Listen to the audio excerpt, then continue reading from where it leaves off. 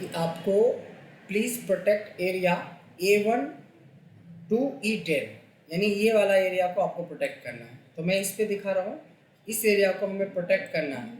और क्या कह रहा है? So no one can enter any value in this range and any one can enter values in remaining area. इधर जो है डाल सके बट इस एरिया में नहीं डाल सके, राइट? तो क्या दिक्कत है इसमें? ऐसा क्या करेंगे ताकि बाकी में डाल सके और इधर नहीं डाल सके?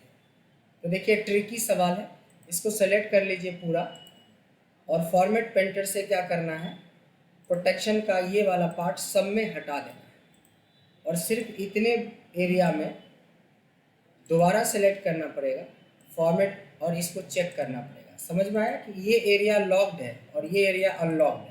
तो अनलॉक्ड एरिया में काम नहीं करता है प्रोटेक्शन।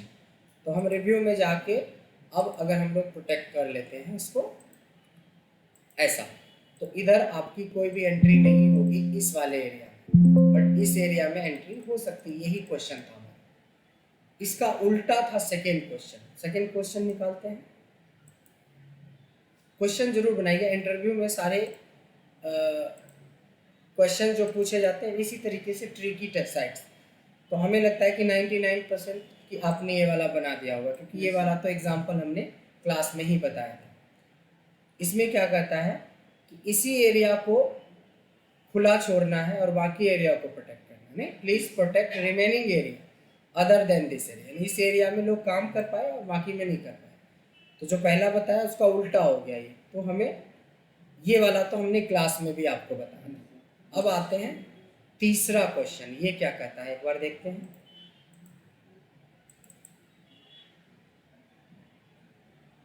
हाँ, ये क्वेश्चन इंटरेस्टिंग है। ये कहता है कि please protect whole data except blank cell in the data range A1 से लेके जितना भी डेटा है इस एरिया में सारे वैल्यूज प्रोटेक्टेड होने चाहिए, लेकिन जहाँ जहाँ खाली है वो प्रोटेक्ट ना हो। उसके पीछे का रीजन भी, ताकि अगर हमें इसका मोबाइल नंबर मिलेगा तो मैं भर सकूं, बट अमित का मोबाइल नंबर को कोई एडिट ना कर सके। अभी एडिट कर सकता है। समझ में आया? तो हमारे लिए चैलेंज क्या होगा? हमारे लिए चैलेंज होगा कि इतने बड़े डेटा में पता नहीं कहाँ कहाँ स्पेस पड़ा हुआ है। इस एरिया में हमें एक लॉजिक और सोचना पड़ेगा कि हमें किसी भी तरीके से उस सारे सेल्स को सेलेक्ट करने हैं जो जो ब्लैंक पड़ा हुआ है।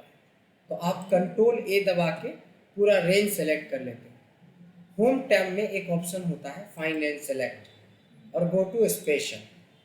इसमें सिर्फ ब्लैंक को सेलेक्ट करने का ऑप्शन होता है। अब इसमें क्या हुआ कि जितने भी ब्लैंक सेल थे सिर्फ वही सेलेक्टेड है। सेलेक्टेड हो गया। सेलेक्टेड एरिया में जाके फॉर्मेट सेल करेंगे और यहाँ से ये जो एरिया है ना ये लॉक खोल देना है। सेलेक्टेड एरिया वाले का लॉक खोल देना है और ओके कर देना है। इसका मतलब है कि हर एक ब्लैंक सेल अनलॉक्ड है। ठीक, अब जब हम लोग प्रोटेक्शन करेंगे तो क्या होगा कि इन सारे सेल पे कुछ नहीं कर सकते हो जहाँ जहाँ लिखा है, लेकिन ऑब्वियसली जो सेल खाली थी उसमें अब आप वैल्यूज एंटर कर सकते हो। इससे क्या होगा कि आपका बना बनाया डेटा को कोई छेड़ नहीं सकता, बट अगर कोई इनपुट्स आपको मिल सकता है किसी के थ्रू तो आप उसमें इनपुट डाल सकते हो। अच्छा, इंटरव्यू में इस तरह के ही सवाल ज़्यादा पूछते हैं। तो कोई एक दो नहीं, पूरी ट्रेनिंग के पीरियड में 150 प्लस ही आपको असाइनमेंट्स होगा। क्लास और इसको मिला देंगे दोनों को तो 150 से 200 असाइनमेंट्स जाएगा। अच्छा, इसके बाद मैं ये भी गारंटी बोलता हूँ कि जिसने असाइनमेंट को अच्छे से प्रैक्टिस कर लिया उनके लिए इंटरव्यू निकालना कोई बहुत बड़ी बात नहीं है। मेरे ज़्यादातर स्टूडेंट निकाल लेते हैं इंटरव्यू में। टेक्निकली कोई प्रॉब्लम नहीं होती, आराम से निकालते हैं। हाँ, आप अंडर ग्रेजुएट हो, प्रॉब्लम हो सकती है। अगर आपकी कम्युनिकेशन स्किल ही ठीक नहीं है, हो सकती है। पर्सनालिटी का कहीं कोई बात आ जाए तो हो सकती है। बट टेक्निकल स्किल में अगर आपने मेहनत करी है, असाइनमेंट्स प्रॉपरली बनाया है तो आपको दिक्कत नहीं होगी। ठीक है, तो अब हम लोग बढ़ते हैं अपने क्लास के तरफ, जिसमें हम लोग कुछ फंक्शंस आज हम लोग करने वाले हैं। इस फंक्शन में सबसे पहले मान लो कि आपके पास कुछ डेटा है जो मिक्स्ड है। मिक्स्ड का मतलब यहाँ पे ये है कुछ नंबर है, कुछ टेक्स्ट है, कुछ नंबर है, कुछ टेक्स्ट है। पूरे एक्सेल में दो ऐसे फंक्शन हैं जो टेक्स्ट को अलग कर देता है और नंबर को अलग कर देता है, और सबसे छोटा फंक्शन है इक्वल्स टू टी लगाएंगे और इस वैल्यू को सिलेक्ट करते हैं। अगर ये टेक्स्ट होता तो ये वैल्यू इसमें आ जाता, नहीं तो नहीं आएगा। इसमें नहीं आया, नहीं आया, इसमें आ गया, फिर ये सब आ गया, ये सब नहीं आया। इसी का उल्टा होता है n. N for number. Number मिलेगा तो ले लेगा, नंबर नहीं मिला तो जीरो बिठा देगा। तो दोनों में फ़र्क है। नंबर में नंबर आ जाता है, टेक्स्ट में टेक्स्ट आ जाता है, बट टेक्स्ट के साथ ब्लैंक होता है जबकि नंबर के साथ जीरो होता है। क्लियर हो गया? अब आते हैं और आगे बढ़ते हैं। अगर हम लोग ऑड इवन पढ़ने चले तो हमें ईज ऑड ईज इवन याद होना चाहिए। ईज ऑड और ईज इवन क्या करता था, हमें अगर वो वैल्यू इवन है तो ट्रू बताता था, इवन नहीं था तो फॉल्स बताता, यानी वो ऑड है। ठीक है, ये बात तो हमने पहले सीखा था। अब आती है कि ऑड और इवन एक्चुअली क्या करता है कि अगर कोई नंबर ऑलरेडी ऑड है तो उसको तो ऑड छोड़ देगा, लेकिन अगर इवन है तो उसको एक प्लस करके ऑड बना देता है। ऑड लगाते हैं, इक्वल्स टू ऑड लगाया हमने और इस वैल्यू को सेलेक्ट किया। चूंकि ये इवन नंबर था तो क्या हुआ, इसको ऑड बना दिया। लेकिन जो देखेंगे कि जो ऑलरेडी ऑड था पहले से, उसमें किसी तरह का कोई चेंजेस नहीं आया। सेम कॉन्सेप्ट इवन पे होता है कि अगर डेटा इवन है, अगर ये इवन है ऑलरेडी तो ठीक है, लेकिन अगर इवन नहीं है तो +1 करके इवन बना देता है। आई होप इतने दूर तक तो कोई प्रॉब्लम नहीं होनी चाहिए। देखो, जितने भी आप पढ़ रहे हो सबका यूज पढ़ेंगे आगे, जब असाइनमेंट्स बनाएंगे तब, जब हम इस पे काम करेंगे, डेटा पे काम करेंगे, तो हर एक का यूज पड़ेगा। जैसे टुडे का भी पड़ेगा, नाउ का भी पड़ेगा, कैरेक्टर का भी पड़ेगा, कोड का भी पड़ेगा। जैसे जैसे सिचुएशन आएगा वैसे वैसे आपको इसकी इम्प्लीमेंटेशन भी सिखाएंगे। अब देखिए, हमारे पास एक्चुअली 4 फंक्शन है। एक कैरेक्टर है, एक कोड है, एक डेसिमल है, एक बाइनरी 2 डेसिमल है, एक डेसिमल टू बाइनरी, एक बाइनरी टू डेसिमल है। कैरेक्टर और कोड, अगर कैरेक्टर पता है तो कोड निकाल सकते हो, कोड पता है तो कैरेक्टर निकाल सकते हो। जैसे हमने कल बताया था कि 255 कैरेक्टर्स पूरा कंप्यूटर के अंदर यूज होता है, @ सेमीकोलन, कॉमा, जितने भी हैं कैरेक्टर्स। अगर किसी कैरेक्टर के बारे में अगर आपको जानना है कि किस कोड में आएगा, तो आपको सिंपल क्या करना है, कोड लगाना है और उस कैरेक्टर को सिलेक्ट करना है। सपोज इसका उल्टा चलना है कि आपको कोड ही पता है। मान लीजिए कि आपको कोड पता है लेकिन ये नहीं पता है कि 95 कोड किसका है, तो हम क्या कर सकते हैं, इक्वल्स टू कैरेक्टर लगा देंगे और यहाँ से कोड सेलेक्ट कर लेंगे। तो ये क्या करेगा, इसका 95 का जो कैरेक्टर है वो अंडरस्कोर होता है। ठीक है, अब आगे चलते हैं कि अगर हमने ए दबाया तो इसको कोड लगा के हम इसका कोड पता कर सकते हैं। बट हमारे कंप्यूटर को डेसिमल वैल्यू समझ में नहीं आती, उनको आता है समझ में बाइनरी वैल्यू, मतलब हर वर्ड को, हर कैरेक्टर को वो बाइनरी लैंग्वेज में चेंज कर देते हैं। एक फंक्शन हमारे पास है raise to bin. Raise to बिन में क्या करते हैं, इस वैल्यू को सेलेक्ट कर लेते हैं, तो ये क्या करेगा, 65 को बाइनरी में चेंज कर देगा। सपोज आपने मान लो $साइन लगाया तो डॉलर का होता है 36 का बाइनरी ये होता है। अगर आपने मान लो लगाया @ का 64 आता है। अगर आपने बोला मान लो छोटी ब्रैकेट जो ओपन ब्रैकेट है, ओपन ब्रैकेट का 40 होता है। तो हर कैरेक्टर का ये आप देख सकते हैं कि कोड चेंज हो जाता है और उस कोड को डेसिमल में कन्वर्ट कर देता है। यानी आप ए दबाए हो तो कंप्यूटर अब जाके समझा कि ए दबाना है। कंप्यूटर तो समझ गया, आपको रिटर्न नहीं मिला, इसीलिए एक फंक्शन इंटरनली और समझ लें, इस बाइनरी को फिर से ये डेसिमल में यानी कोड में चेंज करने के लिए बिन टू डेस होता है, जो इसको फिर से वो 65 में कन्वर्ट कर दिया। और ये कोड है, कोड को कैरेक्टर लगा देंगे, इसको कैरेक्टर में कन्वर्ट कर देता है। आई होप समझ में आ गया। अभी तक जो यू यहाँ तक देखा तो इसका डायरेक्ट यूज कुछ नहीं देखा, लेकिन कल आपको बताया था कि जैसे जैसे हम आगे बढ़ेंगे वैसे हर एक फंक्शंस को यूज करना सीखेंगे। इस 4 फंक्शंस को इम्प्लीमेंट करने से पहले एक आपको सिखाया था कॉनकेटिनेट। कॉनकेटिनेट का मतलब होता है कंबाइन करना 2 या 2 से अधिक वैल्यू। अगर मेरे एक सेल में SBI लिखा हुआ है, दूसरी सेल में 1 2 3 लिखा है, तीसरी सेल में दिल्ली लिखा है और आपको 1 2 3 लिखना है, ये तीनों चीज़ को एक जगह कंबाइन करना है। क्यों लिख रहे हो? वीडियो दे रहा हो तो वो है ना, वीडियो देख पूरा वो देखना पड़ेगा। अरे वीडियो देखना है, एक मीनिंग देना ना इसमें लिखने के लिए। अच्छा ठीक है, लिख इक्वल्स टू कॉनकेटिनेट। अगर वीडियो नहीं देखने के चक्कर में ये लिख रहे हो तो मैं तो बोलता हूँ कि तब तो बिल्कुल मत लिखो, क्योंकि इस कॉनकेटिनेट के बहाने और भी तो रिवाइज हो जाएगी आपकी। समझ रहे हैं ना? कई बार क्या होता है कि हमें लगता है कि ऊपर का सब क्लियर है, लेकिन मे भी कहीं स्किप कर गया कोई, तो वीडियो देखते देखते आपको वो भी तो समझ में आ जाएगा। इसलिए ऑलवेज कभी भी जैसे गाने सुनने का मन किया ना, तो गाना मेरा वाला ही सुन लेना, उससे आपको डबल फायदा मिलेगा, क्योंकि वो रिवीजन हो जाएगा, टाइम भी बचेगा, कल के डेट में जॉब भी लगेगी, अच्छी शादी होगी, अच्छे बच्चे मिलेंगे, अच्छी बीवी मिलेंगे। नहीं तो सारा का कनेक्शन कहाँ से है? वीडियो से ही तो है। तो कॉनकेटिनेट का मतलब होता है कंबाइन करना। कंबाइन करना मतलब text 1 comma text 2 comma text 3।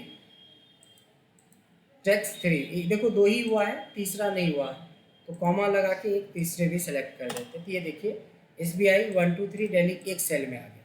अच्छा, इसका शॉर्ट फॉर्म होता है and, equals to this, and लगा देंगे, दिस एंड लगा देंगे, दिस। एंड और कॉन्केटनेट दोनों का मतलब कॉन्केटनेट ही होता है, सेम ही होता है, जो एक दूसरे की वैल्यू को कनेक्ट करता है। अब जैसे आपको पता है कॉन्केटनेट और आपको ये चारों फंक्शन पता है, तो आपने कैप्चा का नाम सुना होगा, तो कैप्चा क्रिएट कर सकते हो। कल हमने बताया था कि ये टेबल हमने बना दिया था आपको 1 to 255 तक, क्योंकि 255 से आगे कोई कैरेक्टर होता ही नहीं है, तो सब में एरर आ गया, इसलिए मैंने जान के थोड़े ज़्यादा बनाए हैं। अब आपको ये अगर टेबल याद है तो ठीक है, नहीं याद है तो भी ठीक है, लेकिन जैसे कुछ कॉमन चीज़ें हैं जो हमें पता होना चाहिए। जैसे A to Z जो होता है 65 से शुरू होता है और 90 तक होता है, ये कैपिटल वाला। स्मॉल वाला 97 से शुरू होता है और 122 तक होता है। इसी तरह से सिंबल 33 से 47 तक होता है। यहाँ आपको याद कर भी सकते हो और आपको याद करने की ज़रूरत नहीं भी है, क्योंकि हमारे पास टेबल है। अब क्या करेंगे, अगर आपसे एक कोई क्वेश्चन पूछता है, कल आपके सामने बता रहा था वो लड़का कि सेम ये क्वेश्चन पूछा था अभी इंटरव्यू में कि क्या हम A to Z का रैंडम डेटा तैयार कर सकते हैं। तो पहला तो आंसर यही लग रहा है कि भाई अगर मैं रैंड बिटवीन में डायरेक्ट A और Z दूंगा तो नहीं होगा, क्योंकि रैंड बिटवीन नंबर पे काम करता है। तब हमने थोड़ा सा लॉजिक लगाया, हमने लगाया रैंड बिटवीन ही लगाया, बट यहाँ पे दिया 65 to 90। किस लिए दिया? क्योंकि इसी रेंज में हमारी वैल्यू A to Z आएगी। अब इस वैल्यू को हमने कैरेक्टर फॉर्मूला जो अभी सीखा था उसको कंबाइन कर रहे हैं। पहली बार आप एक फॉर्मूला क्रिएट कर रहे हो। फॉर्मूला मैंने बताया था कि independently character, code, days to mean, sum, average, minimum, these are functions, but formula is a combination of functions. ये पहली बार एक्चुअली प्रैक्टिकली हम लोग पहली फंक्शंस को हेल्प करके फॉर्मूला क्रिएट कर रहे हैं। तो formula is a combination of, यानी जब तक आपको कैरेक्टर और रैंड बिटवीन दोनों नहीं होता तब तक आप इस सवाल का जवाब नहीं दे सकते, है ना। लेकिन ये तो बहुत छोटा सवाल है। हम लोग क्या बनाने जा रहे हैं? कैप्चा। इस दो के अलावा हमें एक और फंक्शन का जरूरत पड़ेगा जिसका नाम है कॉनकेटिनेट। अब क्या करेंगे, आप इक्वल टू को छोड़ के इतने डेटा को कंट्रोल C से कॉपी कर लो और जितने कैरेक्टर का कैप्चा बनाना है उतनी बार पेस्ट करो एंड करके। 2 हो गया, 3 हो गया, 4 हो गया, 5 हो गया। मैं चाहता हूँ कि 5 कैरेक्टर का कैप्चा बनाना। आपको 6 बनाना तो 6 बार, 3 बनाना तो 3 बार, 10 बनाना तो 10 बार। अब देखिए कि ये जो कैप्चा है ये बहुत सिंपल कैप्चा है, जिसमें सारे के सारे खाली कैपिटल लेटर यूज हुए। अब आप चाहते हो कि कैपिटल के साथ स्मॉल भी हो, तो पहला वाले को छोड़ दो, सेकेंड वाले में आप आ जाओ और इसको कर दो 97 to 122। इससे क्या होगा, अब थोड़ा कैप्चा और स्ट्रांग हो गया, क्योंकि इसमें टेक्स्ट तो है लेकिन कैपिटल भी है स्मॉल भी है। अब आप चाहते हो कि इसमें सिंबल भी जुड़ जाए। सिंबल का कोड अगर याद नहीं है तो आप टेबल में जाके देख लीजिए कि 37 से 47 तक है। तो 37 से 47 के लिए मैं किसी एक में जाके चेंज कर रहा हूँ 33 टू 47, राइट। सो अब थोड़ा कैप्चा और स्ट्रांग हो गया, क्योंकि इसमें स्मॉल भी है, कैपिटल भी है, सिंबल भी है। अब बोलता है नंबर 48 से लेके 57 तक होता है। 48 जीरो होता है 48 और बाकी 9 होता है 57। तो यहाँ पीछे से कोड देखते जाओ और यहाँ पे अप्लाई करते जाओ। यहाँ पे मैंने कर दिया 48 टू 57। तो एक और स्ट्रांग हो गया। अब लास्ट बच गया, तो ऐसे आपने टेक्स्ट भी यूज कर लिया, नंबर भी यूज कर लिया, सिंबल भी यूज कर लिया। तो सिंबल की एक दूसरी कैटेगरी भी है, यहाँ पे देखिए 58 से लेके 64 तक, 58 टू 64। तो यही आप आखिरी में डाल दो 58 टू 64।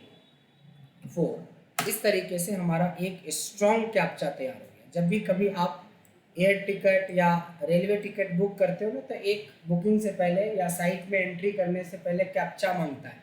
अच्छा, ये क्यों करवाता है, कैप्चा क्यों दे दिया है?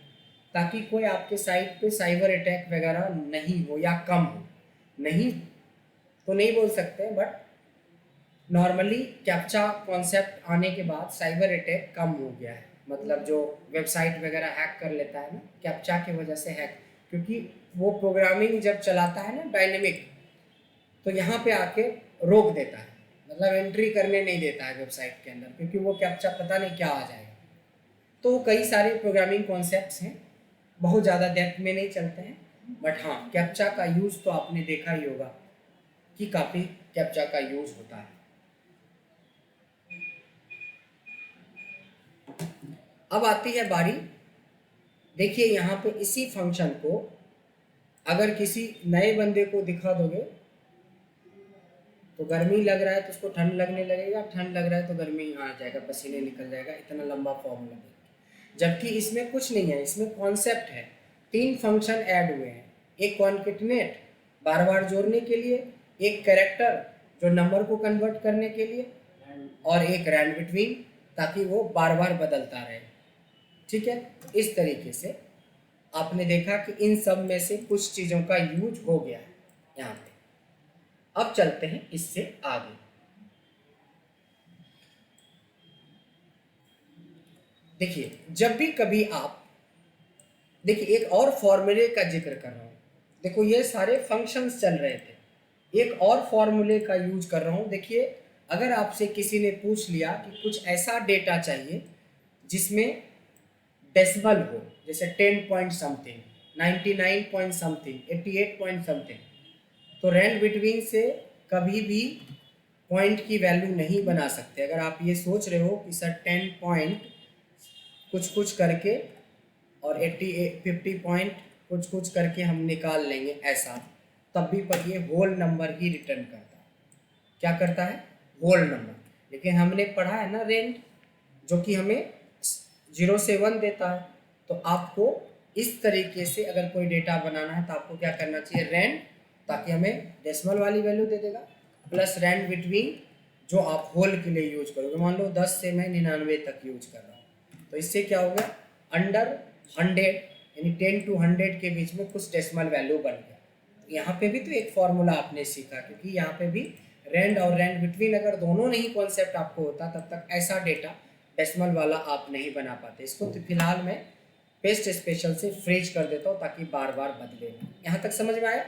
यानी एक फॉर्मूला और बीच में ऐड हो गया। अगर हमें फंक्शन दो क्लियर नहीं होते, रैंड बिटवीन और रैंड, तब ये डेटा आप नहीं बना सकते थे मैनुअली बनाना पड़ता, डायनेमिक नहीं कर सकते।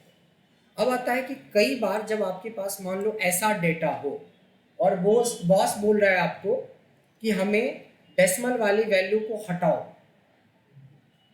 सिर्फ हमें इंटीजर वाली वैल्यू चाहिए। मैथमेटिक्स अगर आपने पढ़ा होगा तो दशमलव से पहले वाले पार्ट को इंटीजर बोलते हैं, और इंटीजर हमारे लिए एक फंक्शन है। INT करके इसको सिंपल सेलेक्ट कर लो, आपका सिर्फ और सिर्फ ये इंटीजर वैल्यू ही दिखिएगा।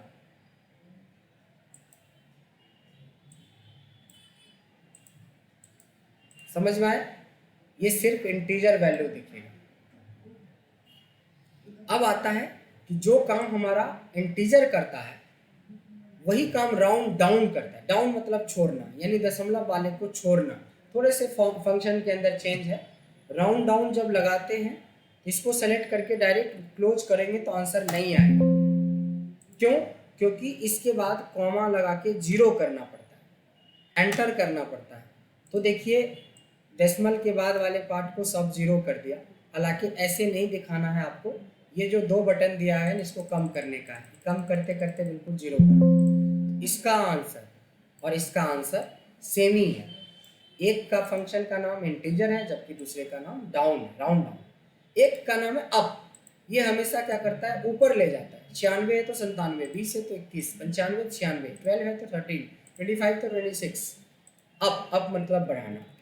लगाने का तरीका सेम ही है। अप लगाएंगे, वैल्यू सेलेक्ट करेंगे, कॉमा जीरो करेंगे तो ये क्या करेगा, ऊपर की तरफ ले जाएगा। देखिए ये फॉर्मेट अलग है, तो आप क्या कर सकते हो, इसका फॉर्मेट जनरल कर दोगे तो ये दिखने लगेगा। अगर आपको आंसर ठीक से नहीं आ रहा है तो फॉर्मेट में जाके यहाँ से चेंज करके जनरल कर दें। एक होता है, हालांकि इन तीनों का यूज ना के बराबर होता है। सबसे ज्यादा यूज होता है राउंड का। बोलोगे वो कैसे? क्योंकि राउंड जो चलता है ना वो मैथमेटिकल रूल से चलता है। क्या है मैथमेटिकल रूल? मैथमेटिकल रूल ये कहता है कि अगर पॉइंट की वैल्यू 50 पैसे या 50 पैसे से ज़्यादा रहेगा तो ऐड कर देगा और कम रहेगा तो छोड़ देगा। यही था ना मैथमेटिक्स में रूल। तो राउंड लगाएंगे, वैल्यू सेलेक्ट करेंगे, कॉमा जीरो करेंगे, एंटर करेंगे। तो अब अगर आप ध्यान से देखेंगे तो उसी वैल्यू में ये वैल्यू इंक्रीज किया होगा, जिसकी वैल्यू देखिए ये वाली वैल्यू इंक्रीज किया, इसको छोड़ दिया, ये इंक्रीज किया, फिर इसको सबको छोड़ दिया। मान लो मैं वैल्यू चेंज कर देता हूँ, इसको 7 से शुरू कर देता हूँ तो इसका भी बढ़ गया। इंडस्ट्री के अंदर चारों फंक्शंस यूज हो सकते हैं, लेकिन जो ज़्यादा यूज होता है वो राउंड होता है। समझ में आ गया? यानी कि जब आपके पास डेसिमल वाली वैल्यू हो, उसको राउंड फिगर में करने के लिए हम इन चार में से कोई भी यूज कर सकते हैं। कोई गलत नहीं है, कोई सही नहीं है, सब बराबर है। लेकिन इंडस्ट्री में सबसे ज़्यादा ये वाला यूज होता है, क्योंकि अगर आपका कोई आप मान लो कोई सामान खरीद रहे हो, उसमें 51 रुपये 11 पैसे, तो नॉर्मली 12 रुपये नहीं देते, नॉर्मली 12 रुपये नहीं पे करते हम लोग। लेकिन कहीं पे लिखा रहेगा 11.99, तो दुकानदार कभी 99 पैसे नहीं छुड़ेगा, वो पूरा आपसे 12 रुपये ले लेता है। तो वही है, राउंड का कॉन्सेप्ट है। जाने अनजाने में लोग यही फंक्शन यूज करते हैं, जो जानता है वो भी, जो नहीं जानता वो भी। यहाँ तक कोई डाउट तो नहीं आया? अब आते हैं इसके आगे। इसके आगे कुछ ऐसे फंक्शंस हैं जो बहुत बेसिक कैटेगरी में आता है लेकिन मैथमेटिकल है। बोलोगे वो क्या है? फैक्ट का मतलब होता है फैक्टोरियल निकालना। FACT, फैक्ट ऑफ 5 करेंगे तो ये फैक्टोरियल निकाल देता है 5 का। बट अगर आपने बचपन में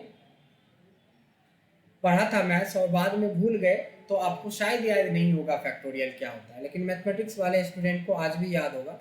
FACT, फैक्ट ऑफ 5 का मतलब 120 ये होता है कि जिस नंबर का फैक्टोरियल निकालते हैं उसको मल्टीप्लाई करना होता है घटते हुए या बढ़ते हुए क्रम में। फैक्टोरियल ऑफ 5 का मतलब 4 into 5 into 4 into 3 into 2 into 1, या 1 इंटू 2 इंटू 3 इंटू 4 इंटू 5। जैसे आगे से चलो या पीछे से, देखिए आंसर मिल गया। ABS का मतलब होता है नेगेटिव वैल्यू को पॉजिटिव में कन्वर्ट करना। मान लिया जाए कि किसी जगह पे आपका माइनस में चला गया आंसर, बट आप चाहते हो इस माइनस को हटाना, तो एबीएस लिख के इस माइनस वाले सिंबल को सेलेक्ट, माइनस वाले वैल्यू को सेलेक्ट कर लो, तो ये सारे के सारे माइनस वाले को प्लस में कन्वर्ट कर देगा, ड्रैग कर देगा। उसी तरह से एक होता है square root, SQRT, square root 16। मेरे समझ से आप लोग सब बता देंगे कि रूट अंडर 16 का 4 होता है, 9 का 3 होता है, 25 का 5 होता है, 36 का 6 होता है, 100 का 10 होता है, क्योंकि ये सब याद है। लेकिन मैं आपसे पूछूंगा कि भाई आप स्क्वायर रूट बताओ इतने का, तो आपको तो 15 मिनट लगेगा स्क्वायर रूट अंडर निकालने में, यहाँ पे एंटर मारने में जो टाइम लगेगा उतने में हमारा स्क्वायर रूट निकल के आ जाएगा। इसलिए मैथमेटिक्स में काफ़ी यूज होता है, हालांकि एमआईएस में थोड़ा कम यूज होता है, लेकिन मैथमेटिकल में इसका यूज ज़्यादा होता है। आशीष, कुछ गड़बड़ है ना? मैं पढ़ा रहा हूँ जबकि का मजा ले रहे हैं, एसी का मजा, ये एसी का साइड इफेक्ट है। हाँ, कल से एसी ऑफ क्या? चलिए, पावर सेम उसी तरीके से पावर होता है। पावर में दो बातें होती है, एक नंबर होता है, एक पावर होता है। मैंने बोला 2 का पावर 2, तो 2 का पावर 2 मतलब 2 को 2 बार मल्टीप्लाई करना, तो 4। अगर मैंने बोला 2 को कर दो 3, तो 2 इंटू 2 इंटू 2, 3 बार, जितना पावर डालते हैं उतना 8। लेकिन यही बात मैं बोल दूँ पावर लगाओ 2 का 20, अब 20 बार आपको 2 को मल्टीप्लाई करना है, तो बड़ा टास्क हो गया। तो ये देखिए एंटर करने पे, बस एंटर करने में जो फ्रैक्शन ऑफ सेकेंड आपको लगेगा बस उतना ही रहेगा और आपको पता चल जाएगा। एक होता है मोड, मैथमेटिकल फंक्शन है, मोड का मतलब रिमाइंडर होता है। रिमाइंडर कैसे निकालते हैं? मान लो मोड लगाओगे और आपको मैंने बोला कि 15 में हमें 3 से डिवाइड करना है। देखो यहाँ पे क्या लिखता है, नंबर, और यहाँ पे लिखता है डिवाइजर, जिससे डिवाइड करते हैं। अगर 15 को 3 से भाग दोगे तो 0 बचेगा, शेष कुछ नहीं बचेगा, है ना? लेकिन अगर मैं 15 को 7 से भाग देता हूँ तो शेष कितना बचेगा? आप ही लोग बताइए। सही बोल रहे हैं, जोर से बोलिए। नहीं नहीं नहीं नहीं नहीं, जो रिमाइंडर बचता है 1, यस 1, जो शेष बचता है नीचे जो बचता है उतने बार में तो वो लगा नहीं, हम मोड की बात करें, हम रिमाइंडर की बात कर रहे हैं, राइट? अगर मैं इसको 13 से डिवाइड करता हूँ तो क्या बचेगा? 2। अब समझ में आ गया क्लियर कि मोड क्या होता है, रिमाइंडर होता है, कि भाग देने के बाद जो बच जाता है, शेष, हिंदी में शेष बोलते हैं, इंग्लिश में रिमाइंडर, और अपने एक्सेल में मोड। अब एक फंक्शन है चूज। चूज का मतलब होता है चुनना, ऐसे होता है ना नॉर्मली, चूज कर लो कौन सा वाला चाहिए, सेम उसी तरीके से, लेकिन बहुत ही ज्यादा यूजफुल फंक्शन होगा आगे चल के। क्या होता है कि जब डैशबोर्ड बनाओगे तभी पर चूज का यूज होगा, जब वी लुकअप को रिवर्स वी लुकअप ले जाएंगे तभी पर चूज का यूज होगा। यानी कि ये फंक्शन काफी यूजफुल है, लेकिन समझने में बड़ा आसान है। देखिए चूज के अंदर सबसे पहले इंडेक्स नंबर मांगा, मैंने फिलहाल 1 डाल दिया, क्यों डाला बाद में बताएंगे। फिर कॉमा डालने के बाद मांग रहा है वैल्यू 1, वैल्यू 1 में हमने लिखा यश, फिर वैल्यू 2 हमने बोला आशीष, और वैल्यू 3 हमने बोला कृष्णा। नहीं, और मांगता है तो और दे दो, नंबर भी दे सकते हो, सिंबल भी दे सकते हो, कुछ भी दे सकते हो, कॉमा कॉमा डाल के डालोगे। देखो 1 का मतलब ये होता है कि आपने जितनी वैल्यू स्टोर किया आप पहला वैल्यू चाहते हो। अगर हम यहाँ पे 3 कर देंगे तो क्या आंसर आ जाएगा? कृष्णा। अगर हमने 5 कर दिया तो क्या आ जाएगा? 5वां वैल्यू जो स्टोर किया। अगर मैं यहाँ पे 10 कर देता हूँ तो क्या आएगा? 0 नहीं आएगा, कुछ नहीं, एरर आ जाएगा, क्योंकि ऐसा कुछ है, 10वां वैल्यू है ही नहीं हमारे उसके अंदर में। यानी कि जब चूज के अंदर जो वैल्यू दिया ही नहीं है और वो आप बोलते हो हमें चाहिए तो एरर आ जाता है। तो अब धीरे धीरे ना आपको ये भी समझ में आने लगा है कि एरर कब कब आता है। कल जैसे हमने बोला इज ऑड मुकेश, अब मुकेश कोई नंबर थोड़ी ना कि वो ऑड और इवन बताएगा, तो एरर आ जाता है। तो इस तरह से एरर आ जाता है। अच्छा, इसका यूज करके इसका यूज करके हम लोग काफ़ी कुछ आगे करेंगे, डायनेमिक डैशबोर्ड बनाएंगे, इसमें रिवर्स भी लुकअप सीखेंगे, उसमें इसका रोल होगा, रो का रोल होगा, कॉलम का रोल होगा। तो ये सोच लो कि जितना आसानी से आपके दिमाग में ये सारे फंक्शंस आ रहे हैं उतना ही ज़्यादा ये इम्पॉर्टेंट भी है। ठीक है, तो अब अगर हम लोग बात करें तो 20 हमारा कंप्लीट हो गया। कोई डाउट है आप 20 में? अब दो फंक्शन और ऐड कर देते हैं हम लोग। एक रोमन भी बहुत इजी है, किसी भी नंबर को क्या करता है ये रोमन में कन्वर्ट कर देता है। ROMN रोमन लिखेंगे और इस वैल्यू को सेलेक्ट कर लेते हैं। इसको सेलेक्ट करते ही ये रोमन में कन्वर्ट कर, जैसे 12वीं क्लास करते हैं तो इसको ऐसा लिखते हैं, 9वीं क्लास में हम होते हैं तो ऐसा लिखते हैं, नहीं 11वीं होते हैं तो ऐसा लिखते हैं। लेकिन इसकी एक लिमिट है, जो लिमिट है 123999 इतने तक। अगर इससे ज़्यादा अगर आप डाल देते हैं या इससे कम डाल दोगे तो एरर आ जाएगा। देखा आपने, ज़्यादा डाला तो एरर आ गया, कम मतलब माइनस में डाल देते हैं तो एरर आ जाएगा। रोमन के बाद जो ये फंक्शन है ये बहुत ज़्यादा इम्पॉर्टेंट है, इसको बोलते हैं ट्रिम। ट्रिम का मतलब होता है अननेसेसरी स्पेस को हटाना। हम लोग सेविंग, एक होता है सेविंग जिसमें पूरा क्लीन हो जाता है, एक होता है ट्रिमिंग कि हल्के फुल्के करते हैं। तो ट्रिम का मतलब होता है अननेसेसरी स्पेस को हटाना। जैसे माई नेम इज ब्राजेश आनंद, ऐसा हमने लिखा है, बट इसमें क्या है, सेंटेंस में कोई दिक्कत नहीं है, बट एक बहुत बड़ा दिक्कत है कि अननेसेसरी स्पेस बहुत पड़े हैं। आप क्या करेंगे, इक्वल टू ट्रिम लगाएंगे, इस टेक्स्ट को सेलेक्ट करेंगे, ऐसा बहुत सारा टेक्स्ट है तो ड्रैग कर लेंगे नीचे, ऊपर से नीचे की तरफ। तो ये देखिए हमारा जो डेटा बन के आया सामने, इसमें अननेसेसरी स्पेस नहीं है। अननेसेसरी स्पेस होने की वजह से इसकी जो लेंथ है, ये देखते हैं, क्रॉस चेक करते हैं कि इसकी लेंथ 30 थी, जबकि इसकी ओरिजिनल लेंथ कितनी होनी चाहिए, इतनी। तो अननेसेसरी इतना जो 6 कैरेक्टर है वो बड़ा हो गया था, और वो दिखने में भी अच्छा नहीं लगेगा, और सर्च करेंगे तब भी पर आपको प्रॉब्लम होगा ना। मान लो इस डेटा में हम बोलेंगे माई नेम को सर्च करो, कंट्रोल F कर रहा हूँ, माई नेम, तो देखिए बोल रहा है ही नहीं, जबकि है ना। लेकिन इसलिए बोल रहा नहीं है क्योंकि माई स्पेस स्पेस स्पेस भरा हुआ है, इसलिए। तो स्पेस की वजह से सर्च करने में डेटा में बहुत प्रॉब्लम हो जाती है। तो ऐसे में डेटा को क्लीन करने के लिए डेटा को ट्रिम करना बहुत जरूरी होता है। समझ में आया? तो आपको ये समझ में आ ही गया कि इस तरह से हम लोग फंक्शंस, इसकी प्रैक्टिस अच्छे से कीजिए, 2 बार 3 बार 4 बार 10 बार, जितनी बार